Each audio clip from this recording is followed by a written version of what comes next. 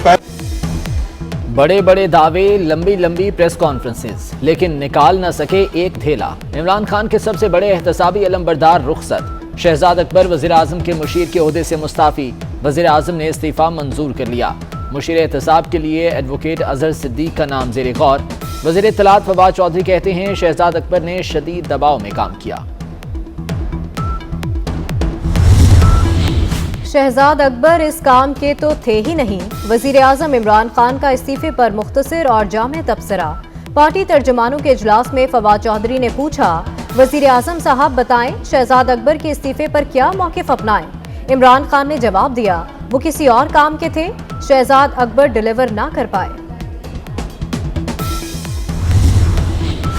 सरबराह मुस्लिम league काफ चौधरी शुजात हुसैन ने वज़ीर आज़म को खबरदार कर दिया। कहते हैं इमरान खान अपने मुशीरों और तर्जुमानों के गलत मशवरों से मोहतात रहें। मुशीर अपनी सोच के मुताबिक चीज़ों को उछालते हैं, नुकसान इमरान खान का होता है। वज़ीर आज़म देखें कि उनके मुशीर किसकी गेम खेल रहे हैं। इमरान खान ने कहा कि उन्हें हटाया गया तो पहले से ज़्यादा खतरनाक बन जाएंगे और असम्बली में बोलने ना देने वाला बयान किसी दुश्मन नुमा दोस्त ने दिया होगा।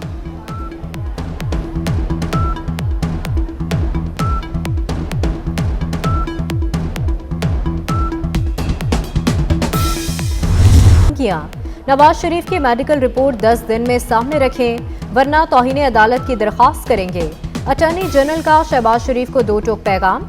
खत में शहबाज शरीफ को मुखातिब करके कहा गया कि आपने नवाज शरीफ की रिपोर्ट्स ना देकर बयान हल्फी की खिलाफ वर्जी की।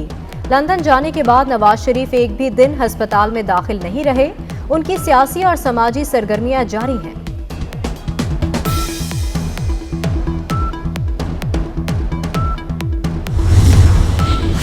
शरीफ फैमिली माफिया की तरह एक्ट कर रही है। अवाम को नून लीग की माजी की तारीख भी बताएं। इमरान खान की पार्टी तर्जुमानों को हिदायत। कहा शरीफ फैमिली में कोई अखलाकियात नहीं, वो किस मुंह से हमारे ऊपर इल्जामात लगाते। करप्शन करने वाला ऑपोजिशन लीडर बना बैठा है।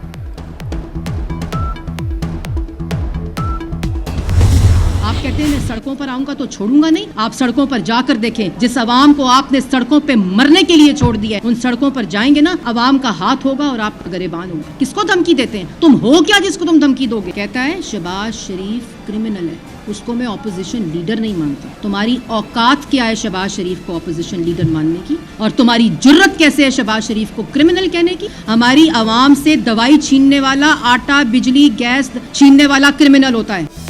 इमरान खान धमकियां ना दें, अवाम की जान छोड़ें, इस्तीफा दें और घर जाएं। सड़कों पर निकले तो अवाम का हाथ और इमरान खान का गिरेबान होगा। शहबाज शरीफ को क्रिमिनल कहने की हिम्मत कैसे हुई? तुम हो क्या? तुम्हारी औकात क्या है? मरियम औरंगजेब का सख्त रद्द अमल। कहा ये कुर्सी जाने का खौफ क्यों है? आपके इंतकाम से ऑपोजिशन गुजर चुकी।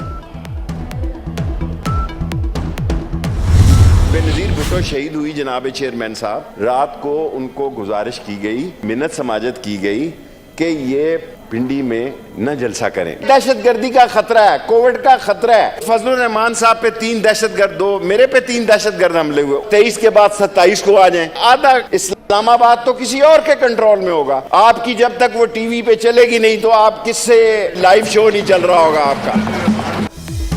बेनज़ीर की मिन्नतें की थीं। पीडीएम वालों आप भी मान जाएं। 23 मार्च को इस्लामाबाद में दहशतगर्दी का खतरा है। शेख रशीद की वफाक के नुमाइंदा फोरम सेनेट में खड़े होकर अपोजिशन को वार्निंग। कहा फजलुर रहमान और मुझ पर भी दहशतगर्द हमले हो चुके। वैसे भी 23 मार्च को आधे इस्लामाबाद पर किसी और का कंट्रोल होगा। मीडिया पर अपोजिशन का शो नहीं चलेगा तो आकर क्या करेंगे?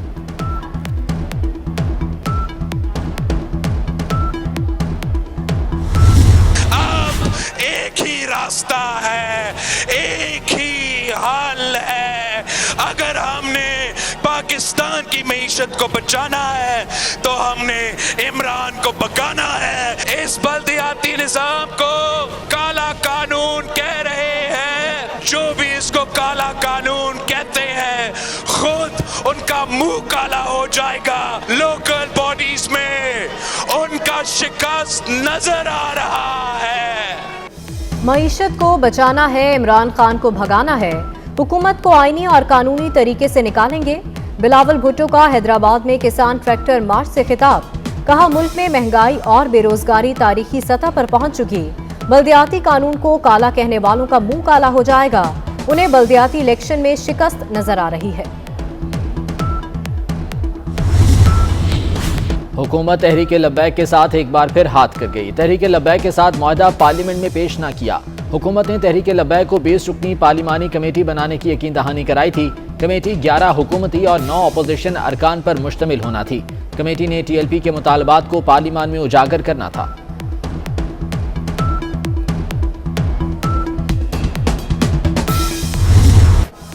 पाकिस्तान में कोरोना का फैलाव तेज, मुस्बत केसेस की शरह 13% रिकॉर्ड। एक दिन में 7200 केसेस रिपोर्ट, 8 मरीज इंतकाल कर गए।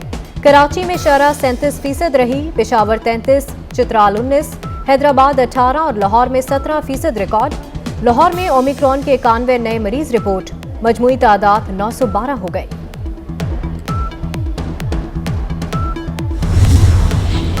सेहत कार्ड पर सरकारी टीचिंग अस्पतालों में आने वाले ख्वार। इंतजामिया सेहत कार्ड पर मुफ्त इलाज का ताहाल बंदोबस्त न कर सकी। अस्पताल आने वाले मरीज और लवाहिकीन परेशान। I will do right to all manner of people according to law, without fear or favor, affection or ill will. May Allah Almighty help and guide me.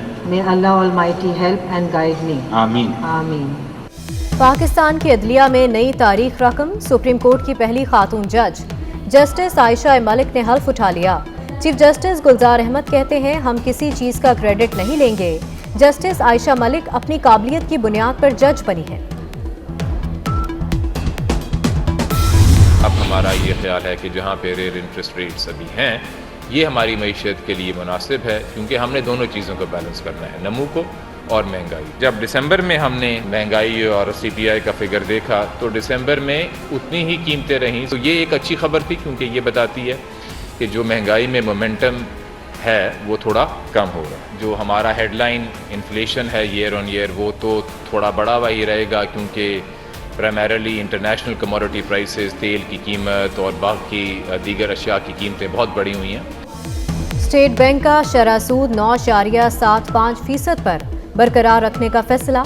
Governor state bank रजा बाकिर का कहना है, मौजूदा शरह सूद मईशत के लिए मुनासिब है। नवंबर की निस्बत दिसंबर में महंगाई कम हुई। आइंदा चंद माह में करंट अकाउंट खसारा कम हो सकता है। पेट्रोलियम मसनूआत की कीमतें हमारे कंट्रोल में नहीं।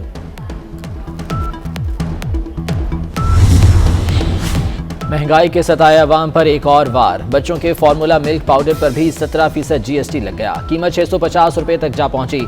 900 ग्राम फार्मूला दूध का डब्बा 2450 से बढ़कर 3124 का हो गया। बच्चों को क्या पिलाएं? क्या केमिकल वाला खुला दूध पिलाकर बीमार करें? परेशान शहरियों का सवाल।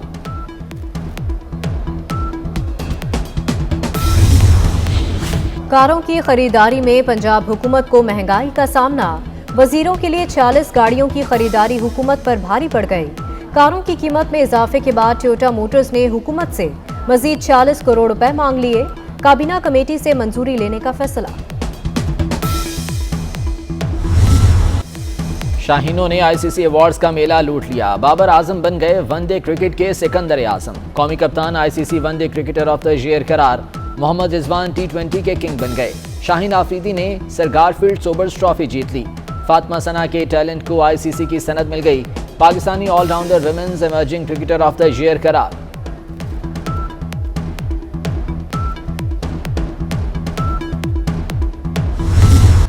और मरी और गलियात में बर्फबारी रुक गई। मलका कौसार में 2 फीट 8 इंच बर्फ पड़ी। राबता सड़कें बर्फबारी की वजह से बंद। बलूचिस्तान के बालाई इलाकों में भी बर्फबारी। मुल्क के बेशतर अजला में बारिश का सिलसिला थम गया। मौसम खुश्क, ताहम सर्दी की शिद्दत बरकरार रहेगी।